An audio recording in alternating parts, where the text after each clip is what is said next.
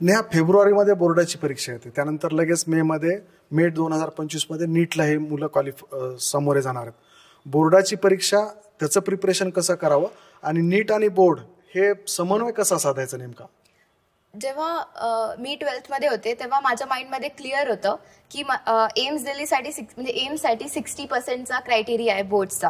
तर माझ्या माइंडमध्ये तेव्हा क्लिअर होतं की मला 60% पाहिजेत एम्स बोर्ड्समध्ये आणि मी माझा पूर्ण टाइम नीटमध्ये म्हणजे माझा पूर्ण फोकस नीटकडे देणार आहे. तर तुमच्या माइंडमध्ये क्लिअर पाहिजे की तुम्हाला बोर्ड स्टॉप करायचे की तुम्हाला फक्त 60% जे तुमचा क्रायटेरिया आहे तो कम्प्लीट करायचा आहे. कारण आणि बोर्ड्सचे मला असं वाटतं की मार्क्स तेवढे मॅटर करत नाही.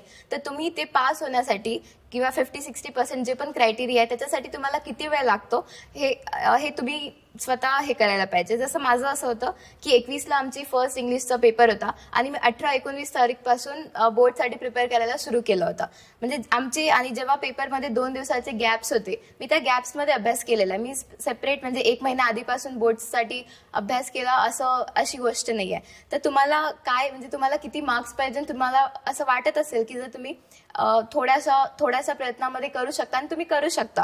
कारण बोर्ड्स तुम्ही थोडासा अभ्यास करून, कारण फिजिक्स, केमिस्ट्री, बायो हे 3 सब्जेक्ट तुमचा जो नीटचा सिलेबस आहे आणि बोर्डचा तो ऑलमोस्ट सेम आहे. इंग्लिश, मराठी हे जे विषय आहेत, हिंदी हे विषय ते ऑलमोस्ट पॅरेग्राफ बेस असे करून तुम्हाला येऊन जातील. तर मला तर असंच म्हणावं वाटेल की जे तुमचा बोर्ड सुरू होईल त्याच्या 5 दिवसा आधीपासून तुम्ही ते प्रिपेअर करा. तेव्हा नीट थोडी साईडला करून द्या आणि बोर्ड्सवर फोकस करा. अशाने होऊन जाईल तुम्हाला जे पण हवंय.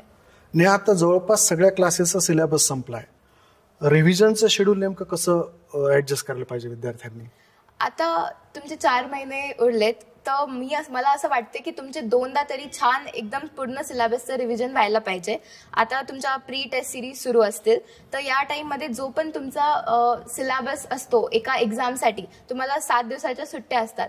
तर त्या सुट्ट्यांमध्ये तुम्ही आता तुम्हाला जे काही इम्पॉर्टंट वाटते त्या चॅप्टरबद्दल, मग ते NCERT वाचणं असो, त्याचे नोट्स असो, एखाद्या बुकचे इम्पॉर्टंट क्वेश्चन्स असो, हे सगळं म्हणजे किंवा काही डाऊट्स असे, हे आता तुमचा प्राईम टाईम आहे तुम्ही डाऊट सॉल्व्ह करायला. कारण जेव्हा बोर्ड्स होतील त्याच्यानंतर तुमच्याकडे फक्त 1.5 महिना उरेल तेव्हा तुम्हाला बेसिक म्हणजे वरून ओव्हरलुक करून सगळं कंप्लीट करायचं आहे. तर आता तुमचे कॉन्सेप्ट वगैरे क्लिअर करण्यासाठी हा तुमचा लास्ट चान्स आहे. तर मला असं वाटतं की हे 4 महिने तुम्हाला टाइम द्यायला पाहिजे की बोर्ड्सच्या आधी माझं एकदा पूर्ण कम्प्लीट रिव्हिजन व्हायला पाहिजे आणि बोर्ड्सच्या नंतर एकदा व्हायचं, हे तुम्ही डिसाईड करायला पाहिजे या पद्धतीने. करिअरच्या बाबतीत असं झालंय नेहा की कुटुंबाचं अपेक्षा असतात, पालकांच्या अपेक्षा असतात, त्यातून मग तुलना होते, तुला एवढेच पडले, त्याला बघ किती पडले. तर ह्या सगळ्या गोष्टीचं दडपण कळत नकळत त्या विद्यार्थ्यांवरती येतं. आणि पहिल्या परिचयामध्ये तू सांगितलं की तुझ्या फॅमिलीने तुला खूप सपोर्ट केलाय. नेमकं पालकांना काय सांगशील? ह्याच्या तुलना होतात, ह्या अवास्तव अपेक्षा ठेवल्या जातात विद्यार्थ्यांकडनं नीट क्रॅक करण्यासाठी. तर थोडंसं पालकांना, विद्यार्थ्यांना नेमकं काय सांगशील? या ताणतणाव व्यवस्थापन कसं केलं पाहिजे? आता या उरलेल्या वेळेमध्ये अभ्यासासोबत मेंटल स्टॅबिलिटी ही खूप महत्त्वाची गोष्ट आहे. कारण म्हणजे फक्त 3 तासामध्ये तुम्ही जे 2-3 वर्षापासून प्रिपेअर करत आहे ते सगळं तुम्हाला त्या 3 तासामध्ये ते ठरवणार आहे की म्हणजे तुमचं पुढचं रिझल्ट काय असेल.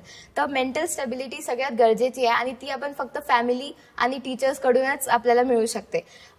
मी असं नाही म्हणणार की पॅरेंट्सनी म्हणजे काहीच म्हणायला नाही पाहिजे, त्यांनी ऑफकोर्स द्यायलाच पाहिजे ताण आणि ते म्हणजे देतातच. पण असं खूप बर्डन ठेवू नये की तुला एवढेच मार्क मिळायला पाहिजे किंवा तुझा एखादा प्रश्न चुकला तर तुझा असा कसा चुकला. उलट ते विचारायला पाहिजे की माझे पॅरेंट्स हर एक्झाम नंतर मला विचारायचे की किती मार्क्स पडले, कशामध्ये चुकले, काय. तर हे ओव्हरव्ह्यू तुम्ही स्टुडंटच्या सोबत असायला पाहिजे.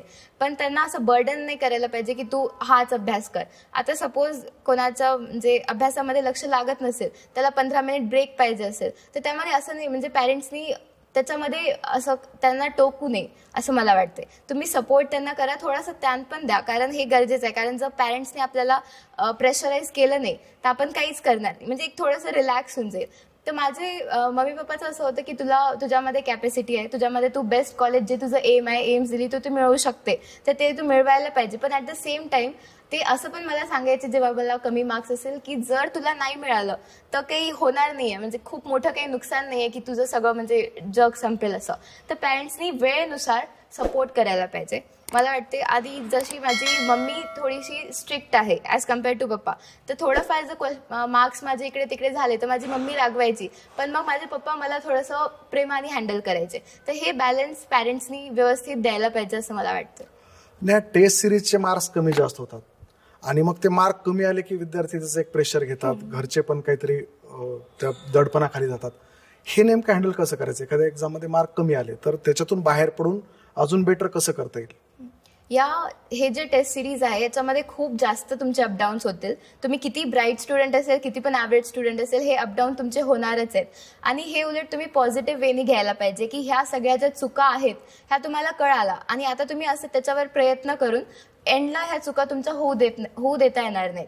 तर मग ह्या सगळ्या चुका तुम्ही कशा कशा झाले हे तुम्हाला आता इम्प्रूव्ह करायचं आहे. आणि उलट चांगलं आहे की जेवढ्या चुका आत्ताच होतील तुमच्या, तर याला पॉझिटिव्ह वेनी घ्या. मार्क्सचे अपडाऊन होत राहतात. जर तुम्हाला खूप मेंटली प्रेशर येत असेल तर फॅमिली टीचर्स सोबत बोला, पण हे खूप नॉर्मल आहे. आणि याच्यासाठी आतापासून तुमची मानसिक तयारी ठेवा की लास्टच्या डे पर्यंत तुमचे मार्क्स खालीवर होणार आहेत.